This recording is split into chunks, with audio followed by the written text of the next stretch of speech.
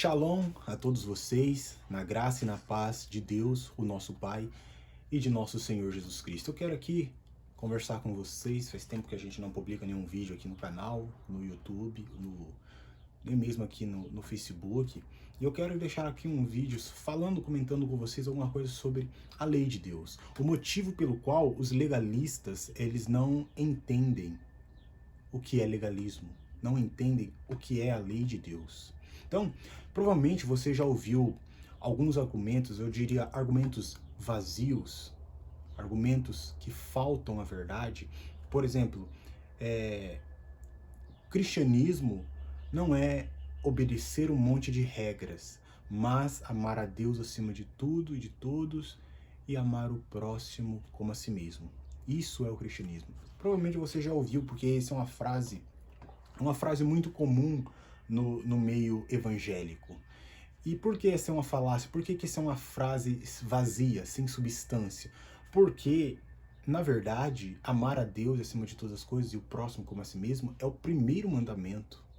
Jesus, em São Mateus capítulo 22, a partir do verso 34 ao 36, ele resume que a lei de Moisés e os profetas se resume em dois mandamentos. O primeiro, amar o Deus acima de todas as coisas, e o segundo é semelhante a esse, que é amar o próximo. Disso depende toda a lei e os profetas.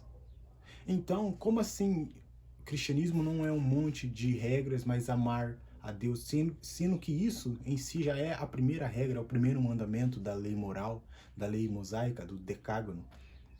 Então, é um argumento totalmente vazio. Só que, por outro lado, eu também não estou defendendo igrejas, sistemas que impõem um monte de ortodoxia, um monte de regras legalistas para subjugarem as pessoas. Eu não estou defendendo esse tipo de pensamento porque eu acho que toda organização religiosa ela é errada. Eu odeio essa questão de organização religiosa, de sistema religioso. Eu creio que existe o Espírito Santo, ao regenerar a pessoa, ele produz a liberdade, aquela liberdade que Cristo fala, se conhecereis a verdade e a verdade vos libertará, se pois o Filho vos libertar, verdadeiramente sereis livres. Eu defendo essa liberdade que é o Espírito que aplica, pois onde está o Espírito do Senhor, ali está a liberdade. Então, eu creio que o Espírito estimula, ele produz em nós os frutos do Espírito, não uma conformização, uma adequação à lei escrita em pedras. Então, tanto um lado quanto o outro, então, os dois lados dessa moeda de legalista está errado. Tanto um que diz que não quer fazer parte de um sistema religioso que é cheio de regras, está errado, porque a definição dele para não ser regras é citar o primeiro mandamento de Deus. Então, é um argumento vazio. Errado, no meu ponto de vista, é errado por esse ângulo.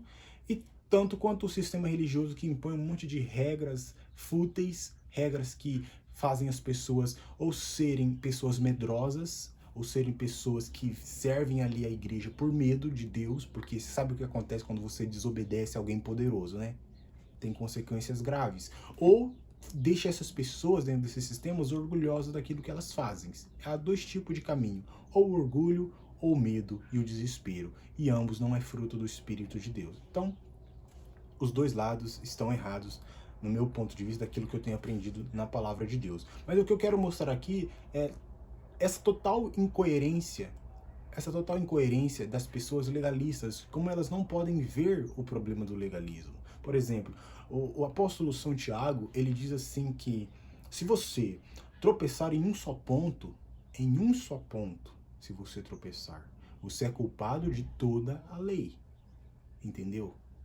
Então, se você pecou em um só ponto, você vai ser julgado por toda a lei.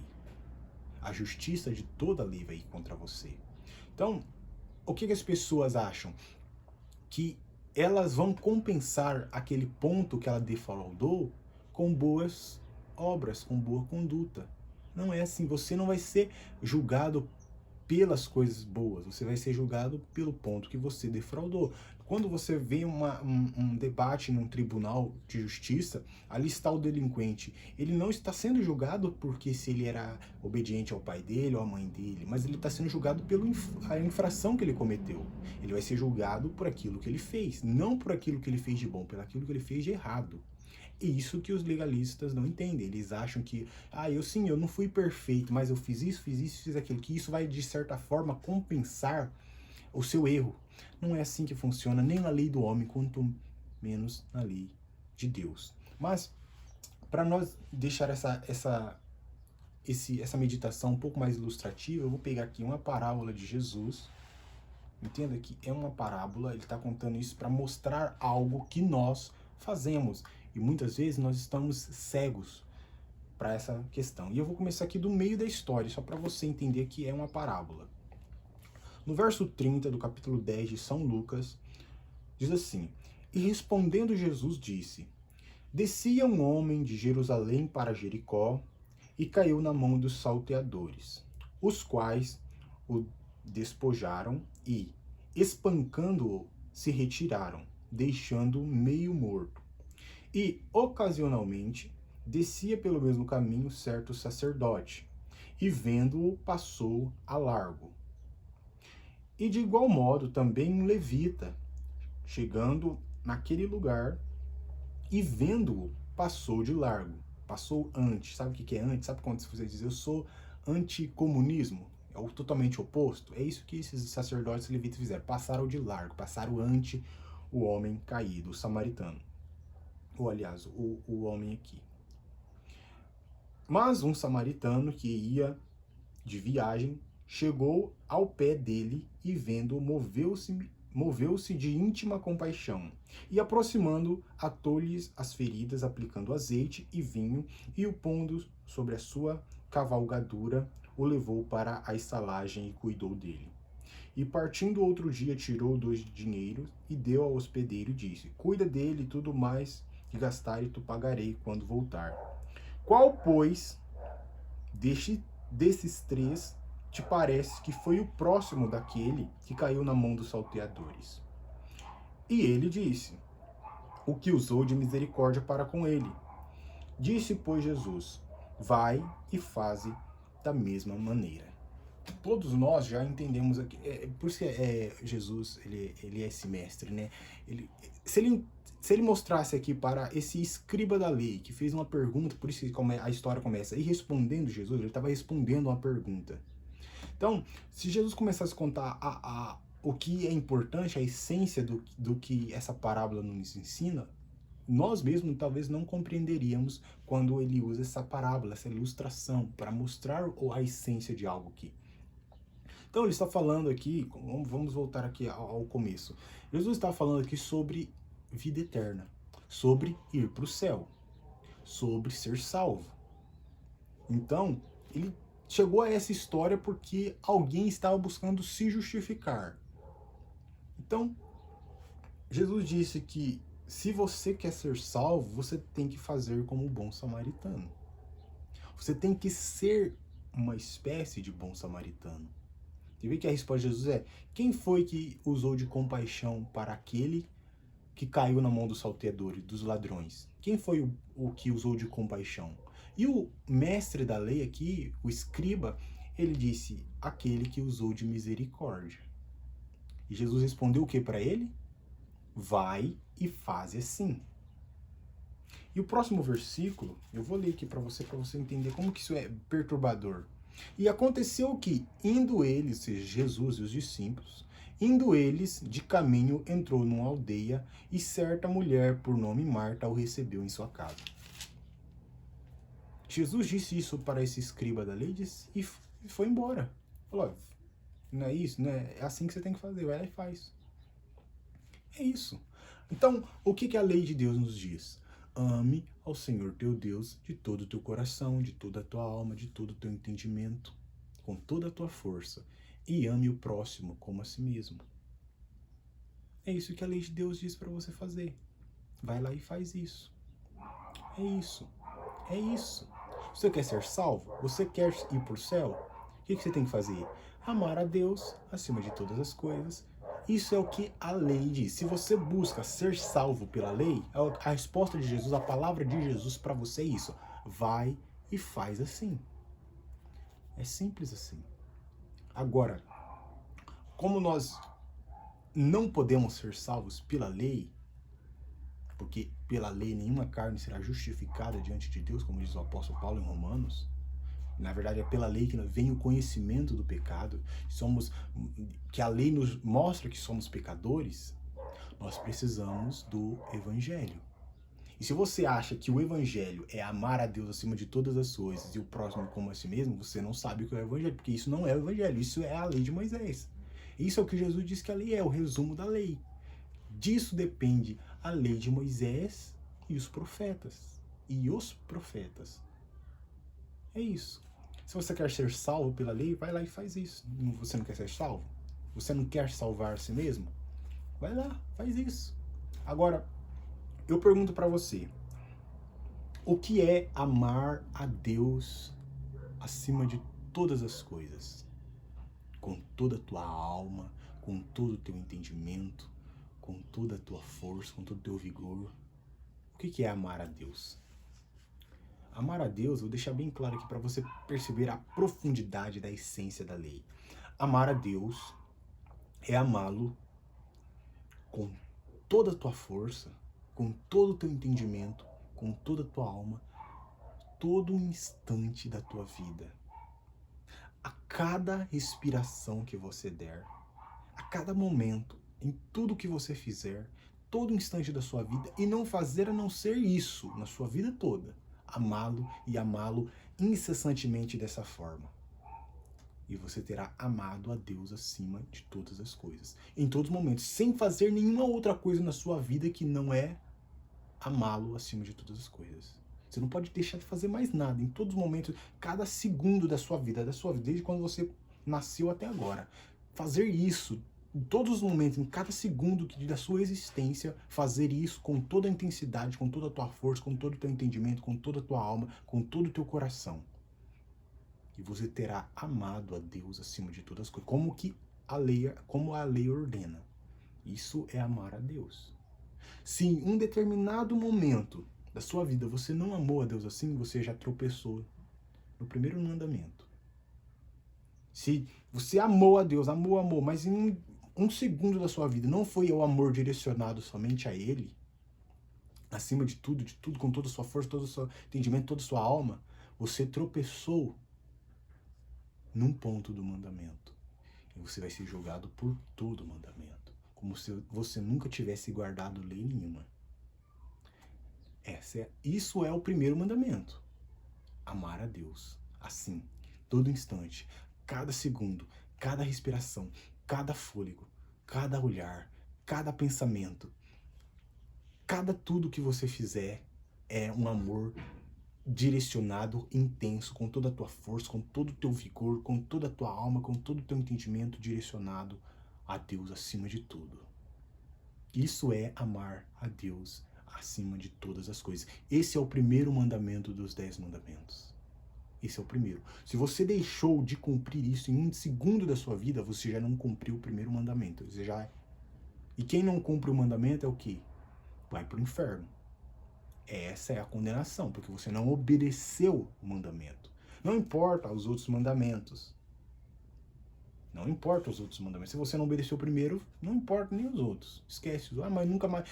Como eu disse, o julgamento não é uma compensação. Você diz, tudo bem, eu não amei a Deus acima de tudo, mas pelo menos eu não matei, eu não roubei, eu não adulterei. Não importa, você não cumpriu o primeiro mandamento, você já tropeçou em um ponto. Você vai ser julgado por toda a lei e toda a justiça de Deus. Esse é o primeiro mandamento. O segundo mandamento, que Jesus disse, da qual depende toda a lei: amarás o próximo como a ti mesmo. Esse é o segundo mandamento. Então, em decorrência desse amor a Deus, dessa obediência a Deus, esse seu amor intenso em cada segundo, em cada momento, em cada respiração, cada olhar, cada pensamento, cada palavra, cada tudo na sua vida, em decorrência disso, você vai amar o próximo como a si mesmo. Entendeu? Em decorrência disso. Então você está cumprindo, você está guardando a lei de Deus. Então, se você é essa pessoa que fez isso certinho, perfeitamente, durante toda a sua vida, em cada segundo, em cada olhar, cada respiração, cada palavra, cada gesto, cada intenção do seu coração, cada decisão, cada tudo na sua vida, então você é uma pessoa que merece ir para o céu. Você é essa pessoa, Deus tem que pedir desculpas a você, porque você é justo diante dele. Entendeu? Essa é a exigência da lei. Agora vamos voltar para a nossa parábola do bom samaritano. Como eu disse, é uma parábola. Parábolas, por isso que é parábola, é uma história que Jesus ilustrou para mostrar algo que acontece. Não é uma história verídica, algo que aconteceu ali. Mas Jesus usou essa parábola para mostrar que aquele cara que estava perguntando, aquele fariseu que estava perguntando para ele, era uma pessoa que achava que guardava a lei e não guardava. Então vamos lá. Ó, a história começa no verso 25. Nós começamos a ler do verso 30, mas a história começa aqui no verso 25. Diz assim: E eis que se levantou um certo doutor da lei, tentando-o, ou seja, tentando pegar Jesus em alguma contradição. Essa era a intenção desse doutor da lei. E dizendo: Mestre, que farei para herdar a vida eterna? O que eu vou fazer para ir para o céu? Essa é a pergunta. O que eu vou fazer para herdar a vida eterna? O que eu tenho que fazer? O que eu tenho que fazer? Essa é a pergunta. Então, se você é uma pessoa que está se perguntando, não, o que eu devo fazer para ir para o céu? A resposta de Jesus, olha bem. E ele lhe disse: O que está escrito na lei? Como lês? Como você entende o que está escrito lá? O que está escrito na lei? Você quer ir para o céu? Você quer a vida eterna? Essa é a pergunta. Você não quer? Quer. Todo mundo quer ir para o céu, não quer? Então, a pergunta: o que eu faço? Jesus diz, a resposta de Jesus é: o que a lei diz para você fazer? Aí o que o doutor da lei aqui, o escriba, disse? E respondendo ele disse: Amarás ao Senhor teu Deus de todo o teu coração, de toda a tua alma, de todas as tuas forças, de todo o teu entendimento, e ao próximo como a ti mesmo. E ele disse, olha que a resposta de Jesus para a resposta desse doutor da lei. E ele lhe disse: Respondeste bem, faz isso e viverás. É isso. O que eu faço? O que eu faço? Sabe? Eu fazer algo para Deus me aceitar? Sabe essa questão de eu fazer para conquistar a vida eterna? O que eu faço para herdar a vida eterna? Para que meu Pai Celestial me dê a vida eterna? O que eu faço? Você quer fazer alguma coisa? É o que Jesus responde. O que a lei diz? Amarás o Senhor. Nós explicamos aqui o que é amar a Deus, né? Faz isso.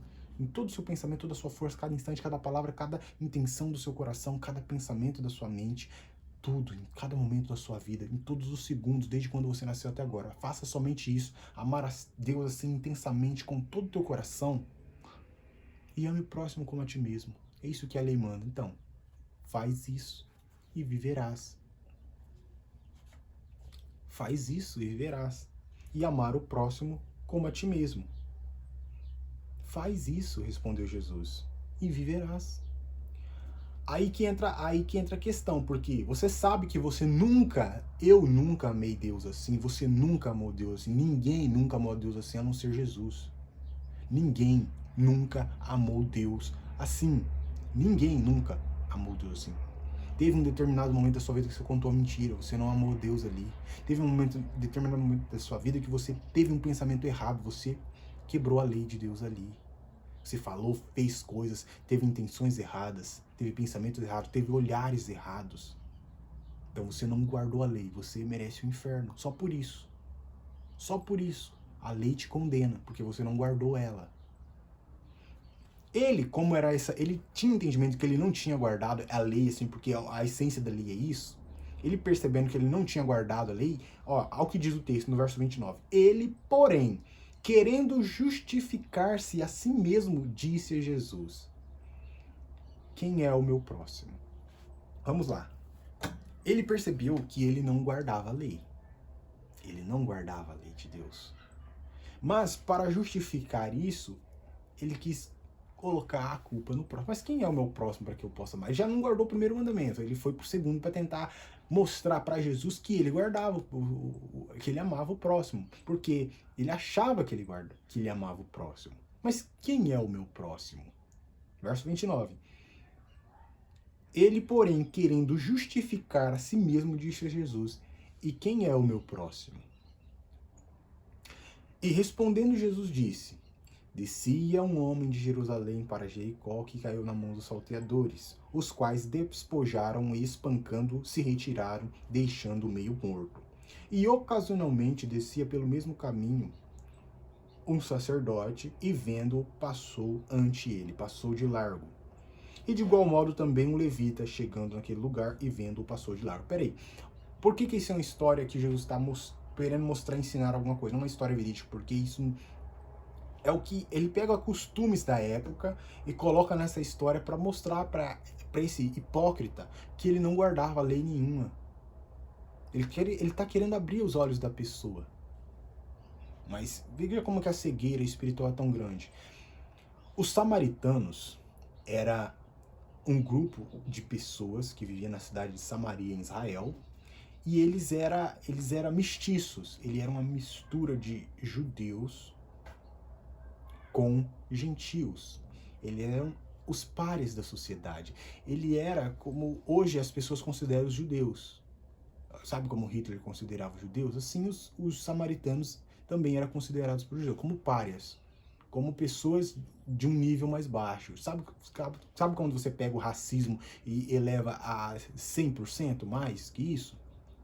Isso era a maneira como os judeus tratavam os samaritanos. Então, os samaritanos, eles não podiam entrar no templo de Israel para orar. Eles não podiam nada na nação de Israel. Não tinha compactuação nenhuma com eles. Eles não se falavam, eles se odiavam, embora fossem parentes, mas não tinha nenhuma relação ali, porque você vê que em São João capítulo 4, a mulher samaritana até se... Mas como tu, sendo judeu, fala a mim, que sou mulher samaritana? Você vê que não havia essa amizade entre os povos ali, mesmo sendo no mesmo país, mesmo sendo parentes, mas não havia, era uma segregação racial muito grande. Então Jesus pegou essa figura do samaritano, que era o pária, e colocou na história. Entendeu? E o que aconteceu? O samaritano aqui, você não pode em nenhum momento pensar que você é esse samaritano.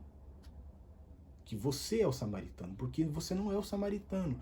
Porque o homem que foi, Jesus disse, descia de Jerusalém um homem. Esse homem é um judeu. Ele é um judeu. Ele é irmão do sacerdote, ele é irmão do levita. Só que o sacerdote ajudou ele? Não ajudou. O levita, que era irmão, ajudou? Não ajudou. Quem que foi que ajudou? Foi o inimigo. Aquele que havia uma segregação muito grande. Imagina que você é uma pessoa extremamente racista, as pessoas são extremamente racistas com você também, e você tem uma segregação com essa pessoa, mas você é espancado e vem um desses racistas, com quem você também tem racismo, e começa a te ajudar. E você vê que Jesus usou o termo aqui, e moveu-se, esse samaritano moveu-se de íntima compaixão, que ajudou ele. Você vê que ele tratou das feridas dele, colocou azeite e vinho nas feridas, levou ele para uma estalagem e disse tudo que ele gastar aí, pagou a estalagem dele, pagou o hotel na época lá para ele, para ficar lá quanto fosse necessário, e tudo que ele gastasse poderia depois cobrar dele que ele ia pagar. Isso porque era um inimigo. Eu não tô falando se você tratar bem o seu amigo. Tô falando da maneira como você vai tratar o seu inimigo. E esse samaritano fez isso. Tratou o seu inimigo dessa forma. Falou, depois, ele vai ficar aí 2 meses aí. Eu supor, hoje daria uns $150 mil no hotel, na estalagem hoje, no hotel aí. Fica o tempo que for preciso para ele ficar bom, curado aí. Depois, quando eu voltar, eu vou pagar tudo o que ele gastou. Tudo que ele gastou eu vou pagar. Aí Jesus disse que quem foi o próximo daquele que caiu na mão do salteador? Quem foi o próximo dele? O que passou que era irmão, mas não ajudou o sacerdote? O que passou que era irmão levita e não ajudou? Ou aquele que era o inimigo e ajudou ele? Quem que é o próximo aqui? Então, a resposta do doutor da lei é aquele que usou de compaixão. E o que Jesus respondeu para ele? Então, você não quer ser salvo? Vai e faz assim aos seus inimigos. Ou seja, amar o próximo como a si mesmo é amar os seus inimigos, os seus amigos, todas as pessoas que estão... Não é, a verdade, a pergunta aqui não é quem é o meu próximo. A pergunta é, porque você pode considerar o seu próximo, por exemplo, você é uma pessoa esquerdista, de esquerda, que vota no PT. É um exemplo. Você é uma pessoa de esquerda. Quem que é o seu próximo? Quem é de esquerda. Quem é de direita não é o seu próximo. É isso que você vai... A sua mente vai te levar a pensar isso. É isso que levou esse doutor da lei. Mas quem é o meu próximo? Para mim, o meu próximo é só os fariseus aqui. As demais pessoas de Israel não é o meu próximo. Os samaritanos não é o meu próximo. Os egípcios, os gregos, não é o meu próximo. Os romanos não é o meu próximo. É só... Hoje na igreja, quem que é o seu próximo? O meu próximo é só quem é da minha igreja.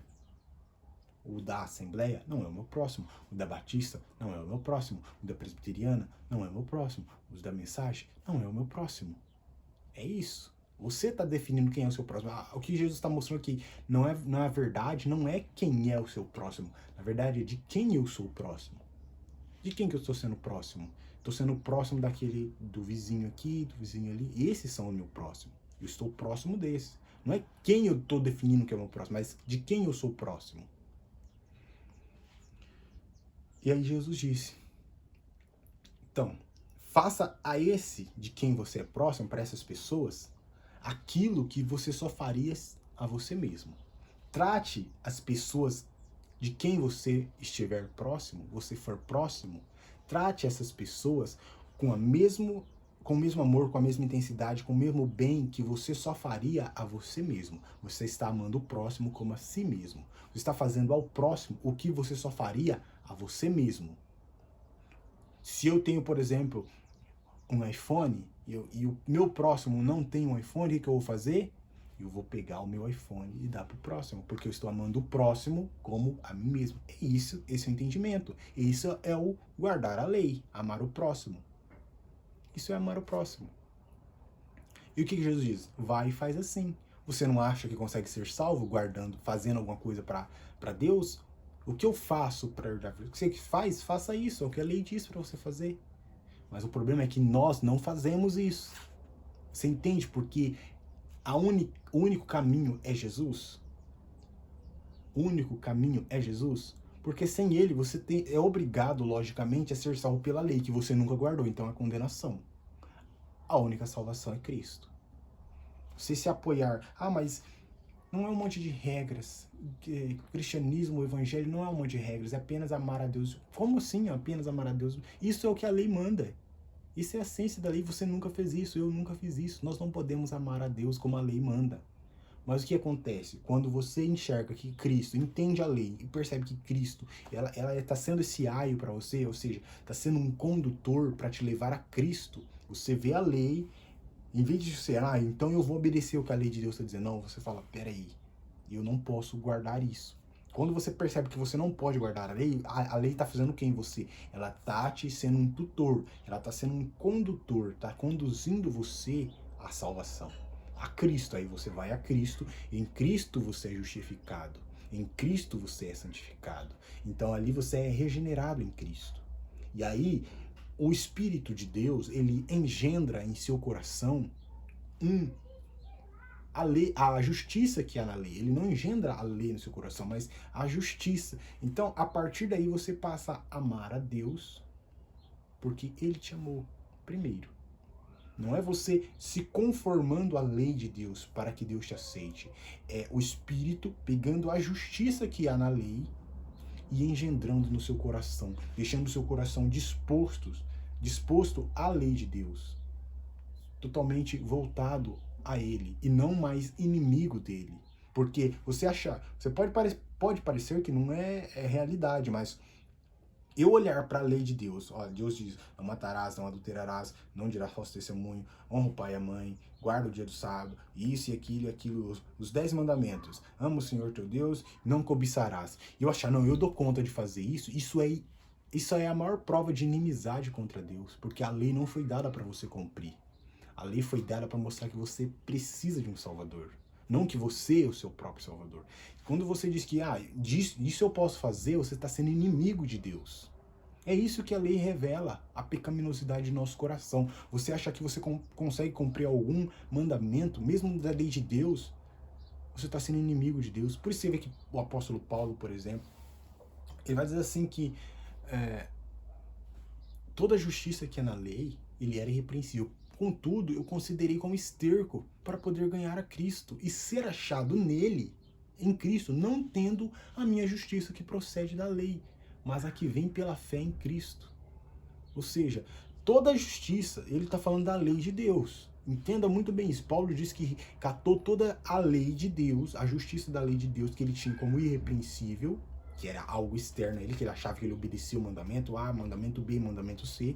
Ele catou toda aquela justiça que ele diz, as pessoas não podiam apontar um dedo para mim. Ele pegou toda essa justiça dele e considerou como esterco. Sabe o que é esterco? Merda. Paulo catou toda a sua retidão e considerou como merda. Ele está falando da lei de Deus, querida. Ele está falando da lei de Deus. Ele não está falando de uma lei que uma igreja inventou. Oh, não usa isso, não usa aquilo, não bebe isso, não bebe aquilo, não come isso. Ele não está falando de leis de homens, de regras de homens. Ele está falando da lei de Deus. Ele fala, eu considero como esterco toda a minha justiça que procede da lei. Da lei de quem? Da lei de Deus. Para poder ganhar Cristo. E ser achado nele, não tendo justiça que procede da lei, mas a justiça que vem pela fé. Então ele acreditou em Cristo, ele teve fé em Cristo, e essa fé fez com que o Espírito Santo regenerasse Paulo, através desse canal da fé, fez com que a graça de Deus que foi concedida regenerasse o coração de Paulo, transformando em um novo coração disposto e não rebelde contra Deus, e engendrou a justiça da lei, que foi cumprida por Cristo e aplicada, imputada a Paulo. Então a esperança dele estava totalmente em Jesus e não na sua própria obediência à lei de Deus. Vê como que uma pessoa que é legalista é totalmente uma pessoa que não compreende a palavra de Deus, porque ela está tentando se qualificar para Deus. Mas eu obedeço isso, mas eu faço aquilo, minha igreja não permite isso, eu obedeço certinho, minha igreja, meu sistema, isso. Uma pessoa que faz isso é uma pessoa rebelde contra Deus. É uma pessoa rebelde, você acha que você dá conta. Você é uma pessoa orgulhosa. Ou você é uma pessoa orgulhosa porque você obedece tais regrinhas de igreja, até mesmo a lei de Deus ou o sermão de Jesus no monte. Você obedece, você faz isso. Você fica uma pessoa orgulhosa, você se compara com as outras pessoas e se vê melhor que elas. Ou você é uma pessoa medrosa, uma pessoa cheia de ansiedade, uma pessoa que todo tempo está com medo porque sabe que você é imperfeito. Você é imperfeito e uma pessoa que não é perfeita vai ser condenada por Deus. Agora, a questão é, o único perfeito é Cristo. Se você não se agarrou totalmente em Cristo e está tentando compensar com boas obras, você vai ser julgado pelas suas obras e não pela obra de Cristo. Você vai colher o que você plantou. Mas quem se agarrou firmemente em Jesus como seu único salvador, encontrou nele a sua única salvação e não conta com nenhuma obra para cooperar junto com a obra de Cristo, essa pessoa vai ser julgada pelas obras de Cristo, que são perfeitas. Então, aos olhos de Deus, ela é imputada como perfeita, mesmo não sendo em si mesma. Isto é o Evangelho. O Evangelho não é o que você faz para Deus. O Evangelho é o que Jesus fez, e só isso. Por isso que o Evangelho é uma boa notícia, porque o Evangelho não é uma notícia sobre nós. Não tente estragar isso, tá? Não estrague isso, não. O Evangelho é uma notícia sobre Jesus. Não estrague o Evangelho, colocando a sua vida patética no meio. O Evangelho é sobre Jesus. Ele morreu por nossos pecados. 1 Coríntios 15, foi sepultado e ressuscitou ao terceiro dia, segundo as Escrituras. Ele ressuscitou para a nossa justificação, Paulo diz. Não estrague o Evangelho colocando suas obras patéticas no meio.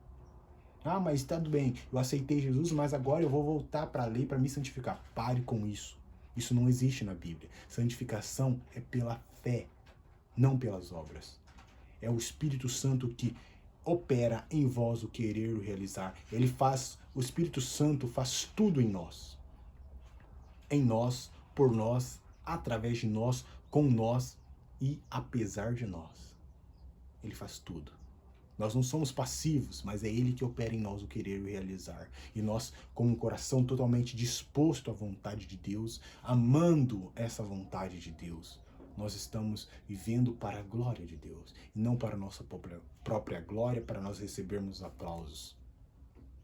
Esse é o Evangelho. O Evangelho é totalmente diferente de amar a Deus acima de todas as coisas.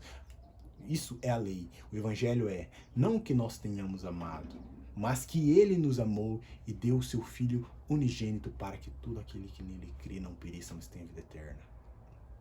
Ele nos amou e deu o seu Filho primogênito para que morresse por nossos pecados. Isso é o Evangelho. Isso é o Evangelho de Jesus Cristo. Qualquer coisa fora isso não é o Evangelho, você não acredita no Evangelho, você não é cristão, você não é evangélico, você não é nada, você é apenas um religioso. Você tem um espírito demoníaco chamado religioso, espírito religioso. Você não é diferente de nenhuma outra religião do mundo. O Evangelho não é religião, ele é transformação, ele é mudança de paradigma, ele é mudança de visão, ele é mudança em tudo, transformação, é metanoia, é mudança de mente. Isso é o Evangelho. Se conformar a um monte de regras para achar que é melhor que as outras pessoas não passa de religião. Uma religião fria, formal, intelectual, mas sem transformação. Isso não é o Evangelho. O Evangelho é o que Jesus fez. E o que Jesus fez constrange o seu coração para você viver para a glória de Deus, não para a sua própria glória. Esse é o Evangelho de Jesus. E esse Evangelho é ofensivo ao seu ego, ao seu orgulho. Por isso que você não aceita. Porque ele reduz todos os seus méritos, toda a sua justiça ao nível do chão, ao pó da terra. E você não pode aceitar, o seu ego não pode estar. A menos que a obra regeneradora do Espírito Santo está acontecendo em você pelo próprio Espírito, enquanto a palavra é falada, a verdadeira palavra de Deus é falada, a menos que isso ocorra, você não aceitará, não receberá o Evangelho, não gostará do Evangelho. Você não gostará disso porque é ofensivo ao ego humano, ao orgulho humano. O orgulho humano odeia quando é rebaixado, a sua moralidade é rebaixada. É rebaixada para série B, série D, série Z. O orgulho humano quer sempre que suas obras estejam na série A, na elite. O nosso orgulho ele odeia isso. Por isso que é difícil para as pessoas aceitarem, por causa do orgulho. E por causa do orgulho, elas são incrédulas. E por causa da incredulidade, ela pratica todo esse tipo de obras más que existe. Ela fuma, ela bebe, ela trafica, ela se prostitui. Por causa da sua incredulidade. E a sua incredulidade é fruto do seu orgulho, que não pode aceitar que ela não seja nada a não ser o pó. Esse é o Evangelho de Jesus. Que existe apenas uma finalidade em nossas vidas. Para que nossas vidas venham dar frutos do Espírito em nós, e esses frutos sejam para a glória de Deus. Os frutos é do Espírito, não é nosso, não é meu, não é seu. É o fruto do Espírito e redunda em glória ao próprio Espírito, ao próprio Deus. Não a você e não a mim. E isso é difícil para o seu orgulho e para o orgulho de qualquer um engolir. Mas esse é o Evangelho de Jesus e, infelizmente, nenhum religioso pode aceitar as palavras do Espírito de Deus, porque eles são loucura, porque são homens carnais. Eles são homens carnais totalmente vendidos ao pecado. Eles não podem aceitar as coisas espirituais, porque são loucura. Por isso que o Evangelho é um escândalo e loucura para eles, porque eles não podem aceitar a verdade. Como diz um grande filósofo, considero um grande filósofo, ele diz assim que a Bíblia contém o que o homem mais odeia, a verdade. Mas é justamente essa verdade que você odeia, é a verdade que te liberta. Conhecereis a verdade, e a verdade vos libertará. Se, pois, o Filho vos libertar, verdadeiramente sereis livres. Shalom. Shalom significa paz, prosperidade, a bênção de Deus, aquilo tudo de bom na sua vida. Shalom de Deus e de nosso Senhor Jesus Cristo sobre sua vida. Até uma próxima.